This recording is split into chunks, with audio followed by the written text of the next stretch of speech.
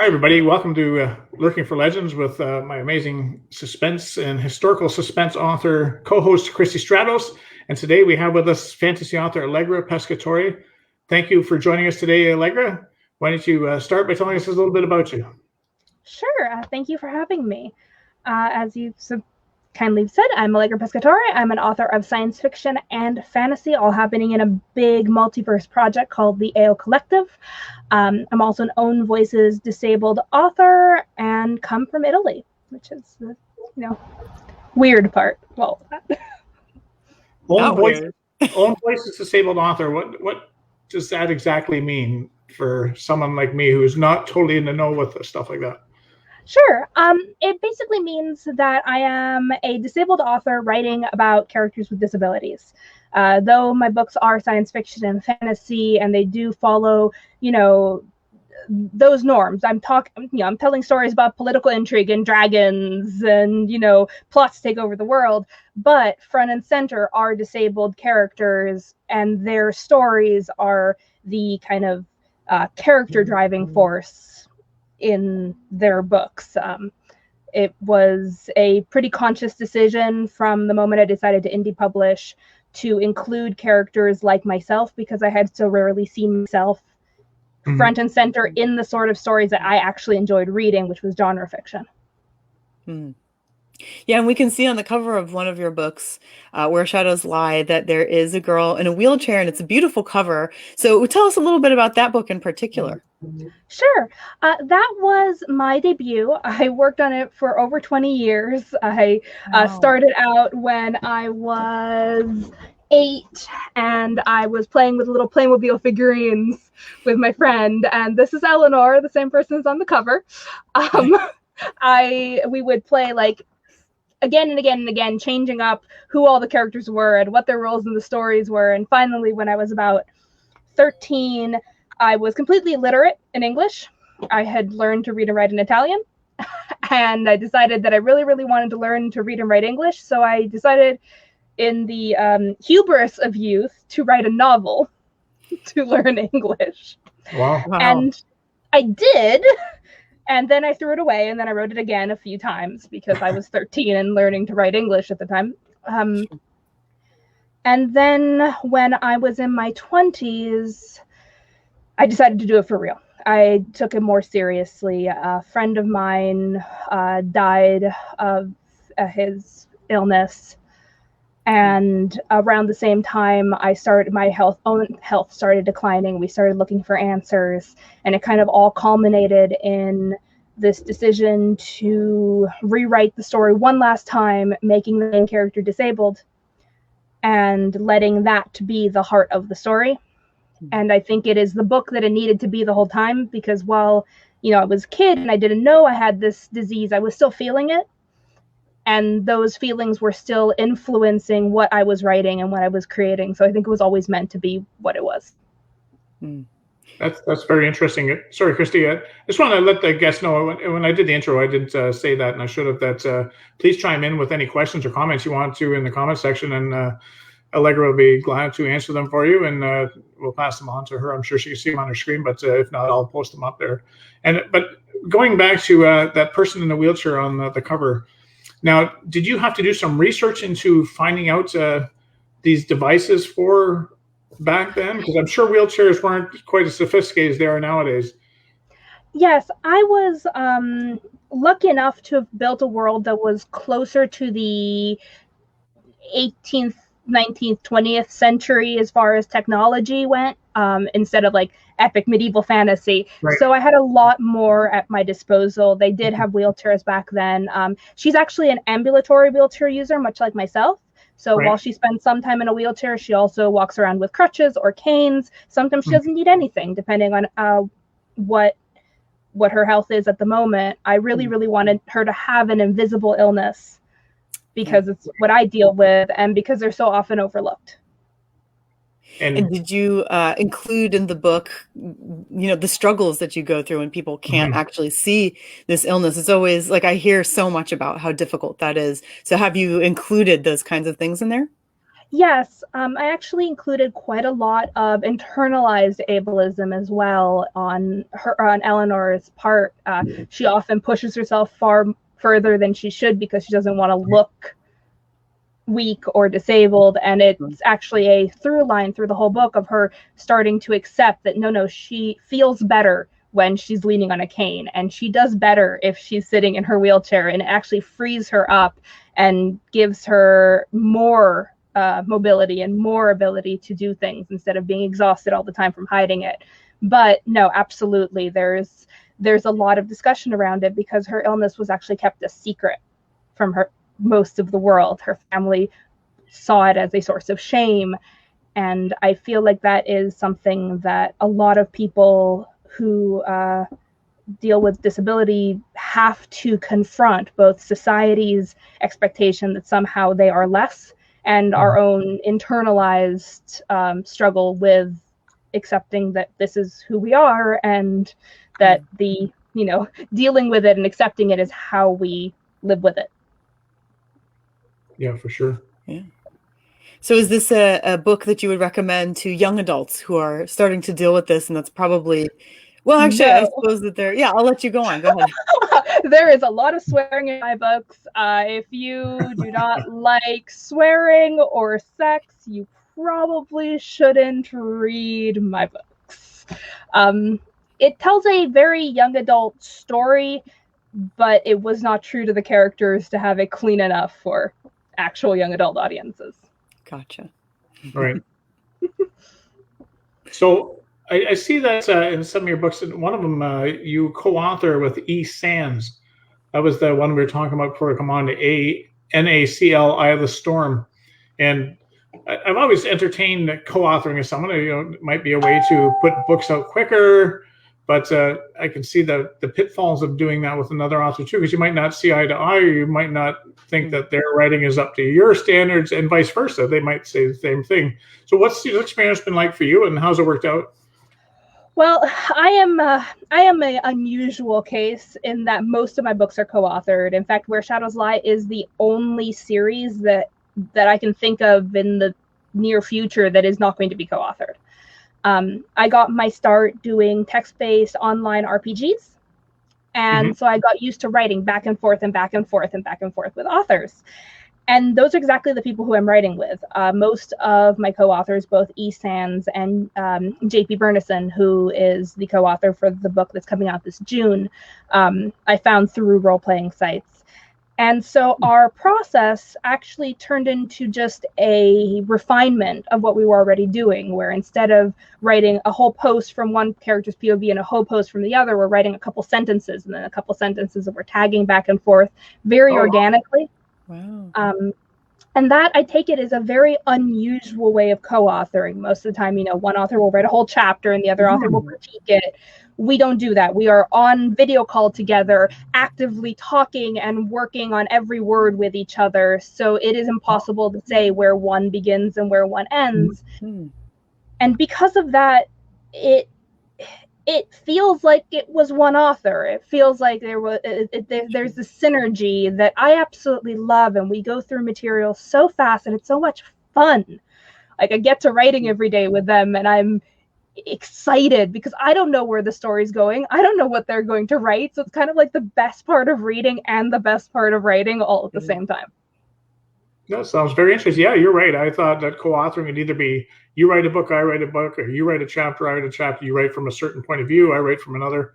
That's very interesting doing it that way. Yeah. So do you guys use Dragon Dictate, or do you dictate these things? Nope. We are working on Google Docs at the same time. There's live updates. So yeah, we'll be on Discord usually talking while we write. And it's very fast paced. Like, I'm talking like a minute between tag offs. So it's chapters just fly by. I bet it'd probably be a nice way to motivate yourself to keep writing, because writing can be such a solitary, and sometimes it feels like a very drudgery type job. Sometimes you just sit in front of this computer screen and trying to put black and white words on this. There you go. Your eyes just go boggled after a while. But doing it like that, I could see the motivation where you just keep going and going and going. and it shows in the word count. When I'm on my own, on a good day, I write between 2,000 and 4,000 words. I'm a fairly productive writer. We've pulled 10, 12, 15,000 word days while co-authoring. That's awesome. And that'll take us to where you were mentioning to Christy and I before we come on that you're looking at trying to publish 12 books this year or next year? Next year. I have this wild notion of publishing 12 books in 12 months. We'll see if it happens. I think I'd be quite happy if I just published 6 in 12 months. Yeah. But I'm a competitive and very, I overdo it a little bit. So if I can, I'm going to do it. If you're writing 15,000 words a day, you'd be pumping out 12 books a year. You know, once you get the process going and streamlined, you know, the editing and everything falls over. Once you get that first one going, I don't think you guys have an issue doing it. Well, the problem is length. My novels tend to be fairly chunky. Yeah. I have a very hard time writing short books. So I think the book that's coming out in June, A Bond of Thread, at 90,000 words is the shortest book I've ever written. Where Shadows Lie is 240,000, and the sequel is pushing 350,000. Wow. Big book. But they're not the types that you want to break in half. They're the types that you think need to be together. They're, unfortunately, like, I've looked it over again and again and again, and my parents are both visual artists. They've made their money doing art, and, you know, we were fairly, you know, starving artists growing up in Italy. It was kind of the thing. And they really drummed it into my head that if it's worth doing, it's worth taking the time to do. And so when a story is a single story, I have a very hard time breaking it up just to monetize it or to, you know, get it out a little bit faster. If it really feels like one cohesive narrative, then I'm going to put it together. Yeah, I had something I wanted to say about that. Oh yeah, so since you are co-authoring and you're moving so quickly, are you guys like pantsing this together, or do you have an outline already? No, my entire online identity changed about 6 years ago when eSands, while I was doing an interview with someone, decided to give me the name Plot Mom, because that's exactly what I do. I have spreadsheets and they're color coded and they have beat sheets, and I make all my co-authors stick to our plot lines and update our spreadsheets and keep track of our word count. And much to their chagrin, I am the plot mom of our little authoring collective. So you guys know where it's going ahead of time, and you can kind of, like, that's part of how you're moving so quickly? Yes, that is part of how we're moving so quickly. Now, to be fair, all plans get derailed at some point during writing a book. But we usually fix them, and that's J.P. Bernison, one of my co-authors, being his usual troll self. Oh, sorry, I didn't see you put that up there. So you say Plot Mom, and I was seeing that's part of you've got a YouTube channel with Plot Mom on it. And just before we hit that, you just mentioned beat sheets. What is a beat sheet? A beat sheet is basically a breakdown of what the core components of a novel are. Like in a romance, it's the meet cute and the, you know, 12th hour breakup. It has all these classic components that are expected in the genre. So for each genre I write in, I have a beat sheet of approximately, you know, how many words do we need to introduce to the setting and the characters and all of that, and at what point should be the point of no return where they're engaged with the plot. And there are all these different pieces. I actually have a video called Mice and How to Catch Them on my YouTube channel, which explains a lot of my core philosophy on my beat sheet, and I'm working on one that actually breaks down my 50K one to help other people use it, because it really is a very good tool, especially if it's your first novel and you're trying to, you know, go through it for NaNoWriMo or something. It gives you boxes to fill out as you're starting to conceptualize your plot. Now then it evolves and you have to change it, you have to go off the beat sheet, but it's a good way to start. Cool. Sure. And so you cover this on your YouTube channel called Plot Mom. Is that the actual name if someone's typing that in on YouTube? That is the actual name. I was bullied into it by E-Sans. And we have a Discord server too. We do all sorts of classes and workshops and write-a-thons, and sprints. We have a lot of fun.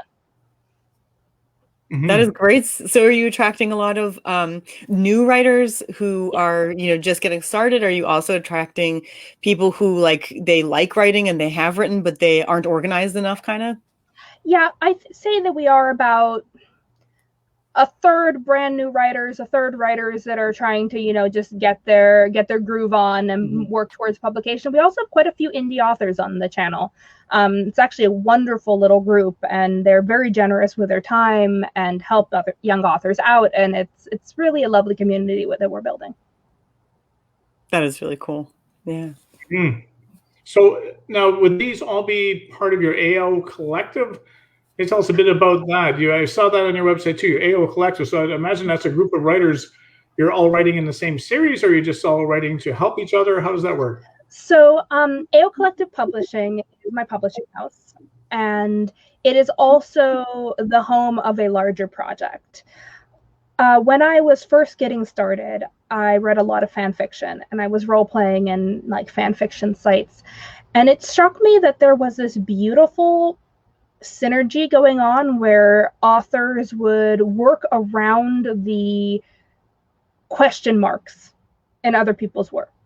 Why is this way? And what happened before this? All those unanswered questions that authors naturally leave.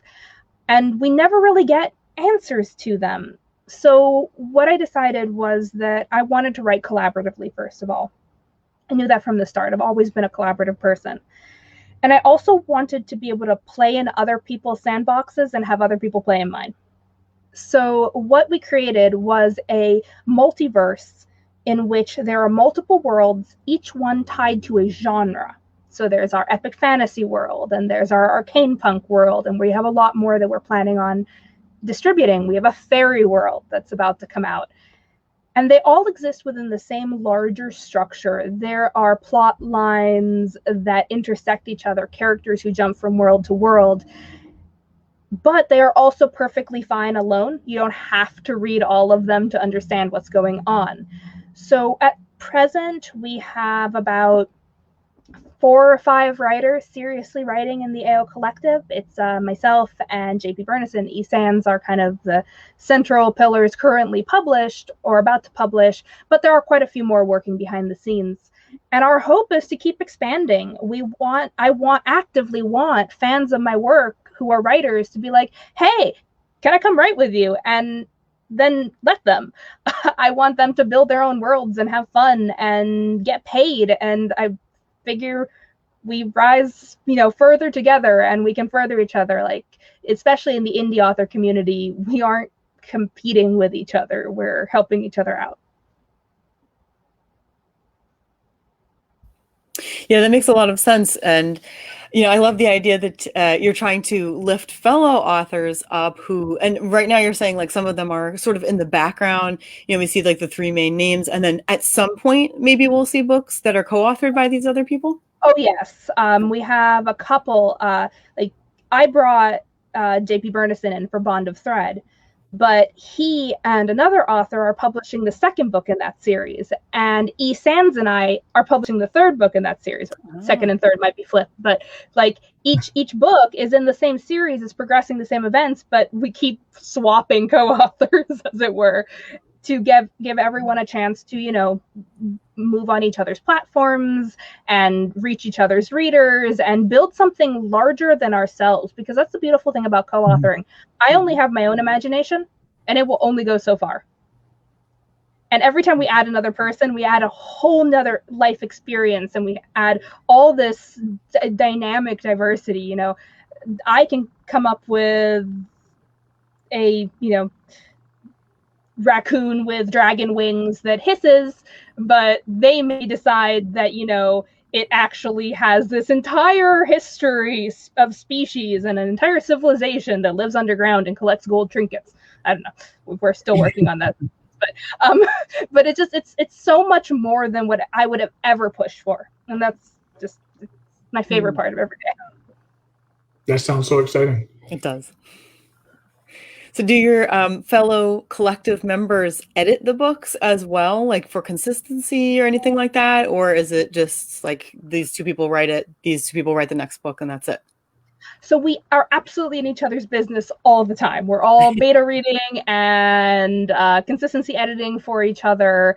And when authors come and join the AO Collective, what we do is we create a basically an exploratory contract where they're given behind the scenes access to all our world building and plotting documents. They get to see our work in progress drafts, ask questions, engage in our regular world building nights where we're putting all these things together.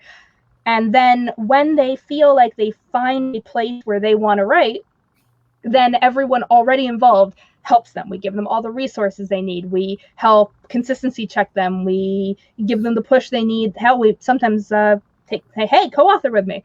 Let's do it together. And the goal is that at the end, everything fits together. And part of that is I'm the final say in most things when it comes to consistency. I go through, I've been there since the beginning. So I read everything before it gets published. And like, this date is off, and we fix it. But other than that, yes, as JP says, we have a lot of Google Docs. I can imagine. So how does submissions work? I did see that you have submissions on the collective. So first of all, how does submissions work? And second of all, what are the requirements if you are interested? Like, do you have to have a certain amount of experience or proof that you can write fast enough or anything like that? So we're not really concerned about speed right now. We're concerned about getting people who are as passionate about the idea of collaborative world building and writing as we are. We want people who are engaged and interested and not in it for, fast money, because that's not what's happening here. What happening is we're building a community and building a world. So as far as submissions, what I look for is quality of writing and proof that you can write longer projects. So either, hey, I wrote a book, here it is. I'm going to read a couple chapters, see if I like it. Or, hey, I published a book, I would like to join in. And after that, we do this, if we all agree that, yes, this person could be a viable candidate, we've talked to them, we've looked at their work, then we invite them in for that exploratory contract and see if there is something that they want to write. So when you say contract, what do you mean by that? That's not a financial contract? It's just kind of a bit of a commitment? It's not a financial, it's just basically saying, it's a very light NDA. It's saying that they won't use what they read from our proprietary world building documents to go do their own project, that, we have rights of first refusal for anything that they want to publish based on our, based on what they develop with us. And it's very light. What we basically want is to, protect ourselves as much as we need to, but really, if they don't find something that sparks their interest, just then we go about our business like, as friends. So far, we've been really lucky. Everyone who has joined us has really found a home and are working on projects. We have 2 right now who are on exploratory contracts and are having a lot of fun. I can imagine. It sounds like such a fun place to step into, It does, yeah, for sure. Yeah. It's definitely the wildest workplace I've ever been in, and it's our world building nights get very, very loud. So with this thing about all the collaborative, that reminds me, I've been to, have you heard of the site 20 Books to 50K? Yes. And have you been to Vegas? No, I was hoping to go this year. I'm not going to, just because the pandemic and all of that. But next year I'm going, no matter what. Nothing can stop me. But I follow 20 Books to 50K fairly religiously. Oh, that's awesome, because Michelangelo and Craig Martell, they both head up 20 Books to 50K, and especially Michelangelo, he's built an empire doing this collaborative thing, just like James Patterson. That's what he called it at the beginning, was he wants to James Patterson the shit out of his career.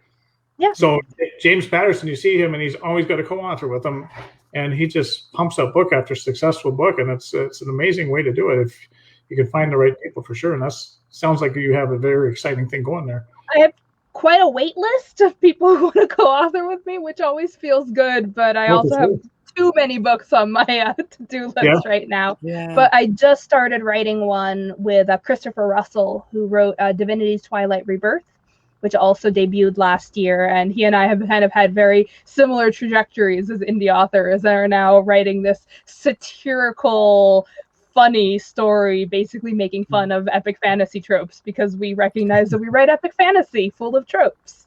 Right. Sometimes you gotta poke fun at yourself. So how, for you specifically, since you're at the core and you are co-writing not necessarily all the books, but a good amount of the books, how do you decide like what you're going to work on next? Is it sort of like, okay, this series has book one and the rest have book one. Okay, I'm coming back to this series to write book two, and then book two. Like, do you have your ducks in a row in that way, or is it a different way? I wish I had my ducks in a row that way, but realistically, a lot of co-authoring is just, well, it was Tuesday and now it's a month later and there are 150,000 words written and I don't remember sleeping between then and now. Once it kind of bites you, sometimes it just goes.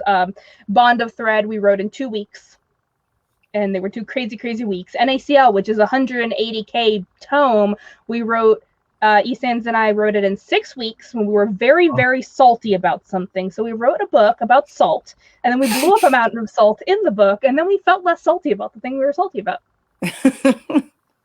So it is kind of just whatever at that time is like rolling or whatever's working for you?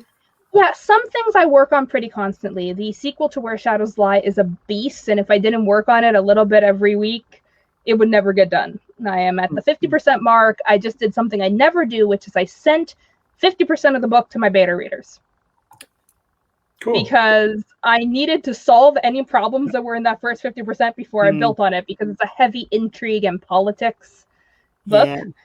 And therefore, if I messed up something at the beginning of that book, I did not want to rewrite 350,000 words. Wow. You're gonna have like those diagrams with the pins and the red string and all this You stuff. have no idea. I take up the entire floor of my attic with my little cards.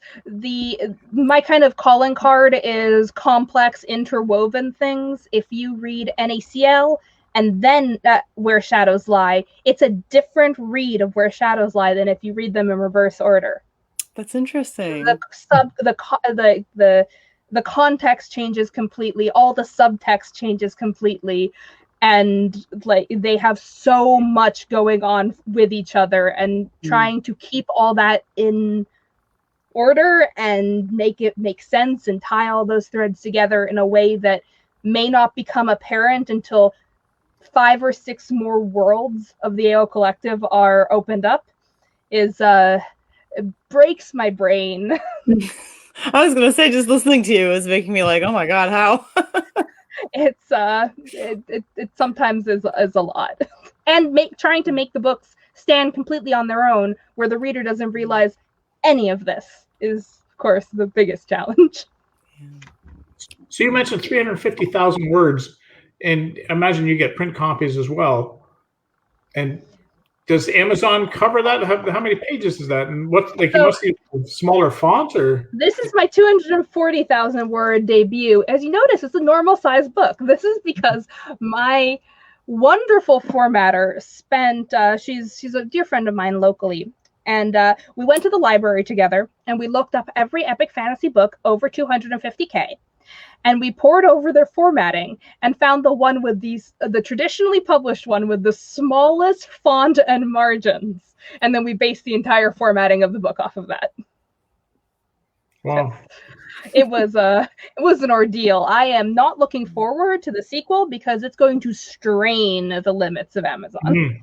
You're going to be a female Brandon Sanderson, aren't you? That is the plan, yes. He has like those like to the limit length books, like as long as the paperback can take kinds of books. That is the goal. And I love them. They're fantastic. Yeah. In my perfect world, all of my books are both entertaining and can be used as a bludgeoning weapon in cases of zombie apocalypses. Or if you want to reach the top shelf. That too. I'm very short. It's super useful to be able to like stand on my pile of books. And then on the flip side of that, you also have a couple novelettes that lead into the Where Shadows Lie. You've got the Solace of Memory and the soon-to-be-released The Greatest Adventure. And yes. So those are a yearly tradition. My first co-author, and he actually is not writing anymore. He was one of my role-play buddies in all through high school and all through college, and actually lives with me now, is very much one of the original creators of Where Shadows Lie. And so I started, when he moved in with me, actually a few years before, writing him a story every Christmas.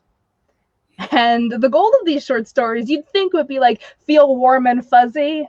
But my goal was, how much can I make him cry? Like sob like a baby for Christmas. So that was my goal every year. And this year, after having published, I decided, what the hell, I'm going to write this seriously and publish it. Mm-hmm.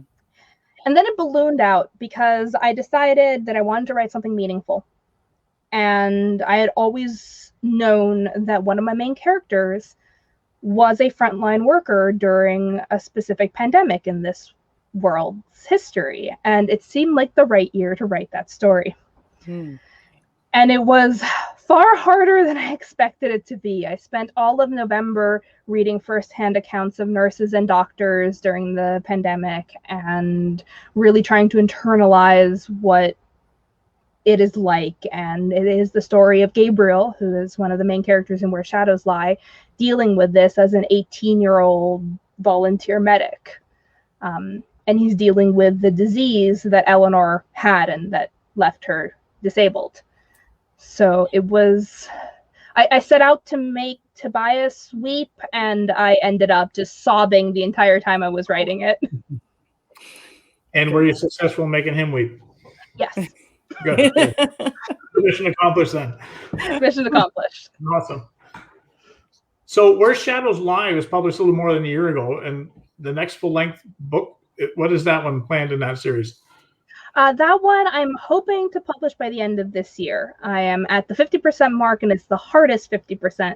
When I had originally written Where Shadows Lie, it was very long, and I cut it in half. And then I had to craft an ending out of a middle, which I did, but it was very difficult. Mm-hmm. And now I had to craft a beginning out of a middle, which was equally difficult, it turns out, especially because I changed something about the ending like a month before publishing, which completely derailed all my plans for this book. Right. So it's been a very slow start. I'm hoping to pick up speed. I'm hoping that I'll be ready to beta it sometime this summer. And after that, as soon as I have it ready and through edits, I'm going to go with it. But there are several other books between now and then that I have to get done. So we'll see. And what's the name of the sequel to Where Shadows Lie? In Silence Abiding. In Silence Abiding. And you do the covers for these as well. You mentioned that beforehand. I do the covers. I have a little cover design business starting to gain a little steam there as well. Both my parents are artists, and I always kind of dreaded but knew that I would end up doing some kind of visual art because I wasn't going to be able to avoid it forever. So while I'm not carving marble or doing paper collage, I am doing cover design. That's amazing. You have time to do that. I was going to say, that's exactly what I was going to say. I don't know if you know Arlene O'Connor, but she's saying the goal of writing is to bring the readers to tears, which kind is debatable. Arlene is one of the many authors that I have promised to co-write a book with. Oh, aha. We are going to be writing whether to make people cry or not beforehand. We're going to be writing about food witches in Florence during the Black Death, so there will be tears. What kind of witches? Food witches. We are both huge foodies, and we both come from Italy. So we want to write about very much kind of magical realism, like Water for Chocolate, sort of, helping people out with food. Oh, I never heard of a food witch. Now, is this something that you guys have come up with, or is... Okay, I was going to say, well, I missed that somewhere. I am also a foodie. I'll have to watch out for that one in particular. So you're going to have to write... I was a chef before I was a writer. You got to write a chocolate witch for Christy. You must, yes, please, because what is the point of life without chocolate? So if there isn't a It is chocolate true. witch, what are we going to do with ourselves? You You know? can My have a very cauldron- first cauldron job full of ever chocolate. was at a chocolate shop, so I understand. Oh my God. I don't know how you made it through. Several pounds heavier. That really reminds me of that very famous episode of I Love Lucy where Ethel keeps pinching the chocolates to see what kinds they were. And that would be me. That would definitely be me. That would definitely me too. Yeah. So if, let's say that somebody would like to write a book that represents somebody who has maybe a disease or some kind of a disability, but they don't have it themselves. So are you someone who thinks that really that should be left to people who do have the experience behind them? And if you aren't, if you think that anybody can write that, how do you recommend that they do it sensitively and in the right way, that they represent the person properly? Absolutely. And I've given this a lot of thought because while disabled characters are front and center to my work, I try to write very diverse work and very diverse worlds. So I encounter writing in a lot of identities that I don't personally belong to. My general feeling is that having a lot of diversity and representation is a good thing. And that authors should be encouraged to write worlds and stories that are diverse and not just the same little box. Right. But at the same time, I think that authors who have not experienced being part of a minority should not write stories about being a member of that minority. You know, write those characters in, having adventures, falling in love, doing whatever it is, but they don't write about being disabled. Write disabled characters. And also get people of whatever identity you're writing, be it disability or anything, get sensitivity readers and pay your sensitivity readers and listen to your sensitivity readers. That makes total sense. And I have to agree with you that when something is written about the experience of being someone, you know, totally different from them, a minority in any way, something like that, it does not quite read the same. At least I have noticed. And I don't know if that's across the board. I'm sure there are some people who can manage it, but in my experience, I can tell the difference. I can read it. Yeah. But at the same time, casual representation is so powerful. I remember watching Mamma Mia 2, and in one of the dance sequences, there's randomly a person in a wheelchair, and it's never explained, and there's no reason for it. And I cried in the movie theater. It was such a cathartic experience because I never see someone in a wheelchair in the random dance sequences. That is so nice. I love that. Yeah, that's fantastic.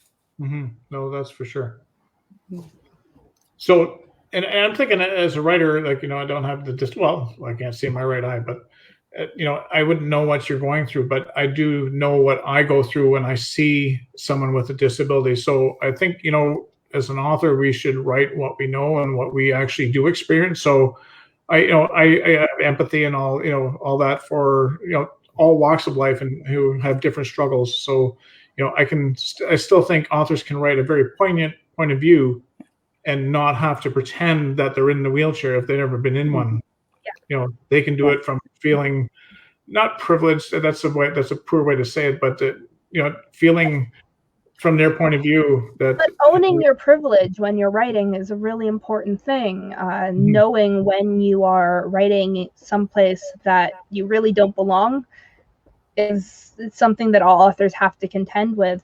And also, I feel very strongly that if you're going to be writing about characters of a minority that you are not a part of, that part of doing that ethically is uplifting authors of the same minority to tell their own stories and raising their voices and promoting them and giving them space in the industry, because that's a real problem. If if a publishing house has a quota of, 5 books with LGBTQ characters and 5 straight authors submit books with LGBTQ characters, that doesn't leave much space for actual authors who are own voices authors to tell their stories. So this is not as much of an issue in the indie publishing world, but it is something to be aware of, and I do think that it is important to uplift minority voices. Oh, for sure. I don't know if you've dealt with this yourself, and that's totally fine if you haven't, but where would you recommend, like, if for somebody who has never had a sensitivity reader, how do you recommend finding someone trustworthy? Other authors are often very, very good. And you should not be writing a book about a minority if you've never read anything by a minority author in that field. The people who love those books, the people who wrote those books, the people who worked on it, and also just finding communities. I'm a pretty active part of the disabled community on Twitter. I don't, talk about it much, but I do follow it along, and there's tons of people who want to help and want to make representation more varied and more accurate to what our experiences are. If it's kind of this catch-22, because if you don't know anyone who can sensitivity read for you, then what are you doing writing about this? You probably don't know enough about it to write it well enough to get to the point to need a sensitivity reader. I mean, obviously that's not the case all around, but it is often the case. So I'm going to switch gears on you a little bit here, and it is sensitivity, but it's on a totally different scale. I've seen part of your Audible Gate video, and I don't want to get onto that because we could spend a whole hour just talking about that. So I don't want to do that. But Where Shadows Lie is 25 hours. It's a decent sized audiobook. They say 10 hours or more is what the listeners are looking for. And I've heard all about the Audible Gate scandal and everything else. But that being said, going forward, will you be using different audio providers? I am wide. I launched wide, even though I probably took a hit money-wise. Like, I took a considerable hit, almost half the royalties from Audible. Right. But I'm available everywhere, including libraries. I sell direct on my own site for the audiobook, and I will stick to that line until Audible changes its policies. I just, it's the best I can do. And it saddens me that, like so many industries, they are built up off of the backs of the creative people, and then we're the first ones to be thrown under the bus. So is Where Shadows Lie, is that the only one you have in audio right now? Like, yes, I know you have novellas, but novellas, unless they're strung together, probably wouldn't sell too well on Audible. No. Where Shadows Lie just came out. I just finished it. It's going to take a while to build up the capital to get NACL done, but we are hoping to do that this year. NACL is going to be a fantastic audiobook. It's very fast-paced and loud and irreverent and funny, so we need to find just the right narrator to really bring it to life with all its eclectic quirkiness. So you're paying per finished hour then now for going forward? Doing royalty share with Audible locks you in with Audible, and they're horrible things. So yes, I'm paying per finished hour. I want to own all the rights to my audiobooks and not be under Audible's thumb, even though it really hurts a newbie indie author. And out of curiosity, do you know which house you're going with? You're going with Findaway Voices? You're going with Tranter? I still worked through ACX. I found a narrator and we worked independently. Oh, I see. Okay, but then you just have the rights yourself, so you don't. Yeah. You're not exclusive to them, which is you can do what you like. Go wide. Oh, that's awesome. Yeah. So how do you think you're going to manage to find the right narrator for NACL then? It sounds like it's, you have a really good idea of what you're looking for. Yes, and if I had all the money in the world, I would ask someone like Yahtzee Croshaw or Will Wheaton to do it, because they can pull off those ridiculous science fiction just shenanigans. Alas, I am a poor indie author and definitely don't have those connections. But NACL is a very unique book. It's impossible to classify in a genre. It is weird and wacky beyond description, and I cannot say what the right voice is for that until I hear it, because it has these phenomenally loud and different characters that all have to somehow be brought to life. Eric and I were, again, very, very, very salty when we wrote this, and it was all a haze. That's awesome. When you say loud, do you mean like the characters are boisterous, or do you mean there are like explosions? Like, what do you mean exactly? They are pirates and madmen who teleport around the universe, and creepy little girls who stare too long at you and eat things very loudly in front of you. And there's, sex and violence and explosions, and it defies explanation, but people seem to like it. It's a very funny, I'll go into my dashboard and people read Where Shadows Lie about 100 pages at a time. And NaCl, they start, and if they get past like page 65, I go to sleep and I wake up the next morning and they've read 900 pages overnight. And then I get an email saying, I didn't sleep at all and I hate you. And why did you do that to poor Codex? And that's a good sign. That's the experience with NaCl. That's great, Allegra. I think I'm going to have to stop us there, and we thank you from on behalf of Christy and myself for joining us today. It's very, very interesting talking to you, especially about the collaborative point of view, and that's really interesting. Like I say, I've thought about it in my fantasy world, but I'm kind of and I like to own my own stuff, and I just don't know if I could actually allow someone else the liberty to actually write my stories. But I'd like to do it. It'd be really cool to see someone else's take on some of my. You have to give up control. Yeah, yes. It's an act of surrender. But at the same token, I'd love to see so many books put out with my world and my characters. So I'm kind of stuck on the fence right now. So maybe it's something else to consider going on. But anyway, thank you for joining us today, and we wish you the best of luck with everything going forward. And just, I don't know if Christy, you have anything you want to announce today, or? Probably the same announcement as last week, that my new historical suspense short story is coming out on March 30th. It's called The Artist. So you definitely want to check that one out. It is post-Civil War. And I think you guys are really going to love it. It's a little bit longer than my last one, The Wrong House, but it is also dark. All of my works are very different, so you can expect a different ride every time. So definitely go check it out. It's wide, so you can buy it in most places. And you got something else going on this Friday night as well. Is that the 30th? Oh my God. Do you not have a podcast going on? Oh no, you're totally right. I forgot about that. You are absolutely right. Richard keeps me straight. Thank you. Yes. Writer Showcase podcast, which I was hosting, 4 or 5 interviews every month. I am now doing once every other month. I was not finding the time to write before. So now I'm doing them once every other month. And this month I'm going to be talking to VK Trishler, and she is in Australia. So our time difference is a big one. Wow. And she's a romance author. So we're going to have a great time talking over there. If you want to follow us on Facebook, Writer Showcase Podcasts.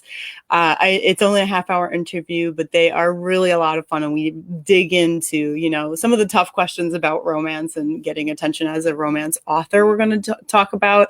There are so many people writing it out there. How do you know what ideas are ideas that are going to catch people? They're all out there, right? So if you are a romance author, or if you're someone interested in romance, you definitely want to check that out. Thanks for reminding me, Richard. Oh, no worries. And I don't know if I mentioned last week, Into the Madness just came out on Audible audiobook. So it's live now. So I'm starting to give away my free codes and stuff like that, and trying to garner reviews for that. And other than writing my next book, that's probably all the news I have for myself. So next week, we're going to have Christina Rienzi. I'm probably saying her name wrong. Christina, no, you're right.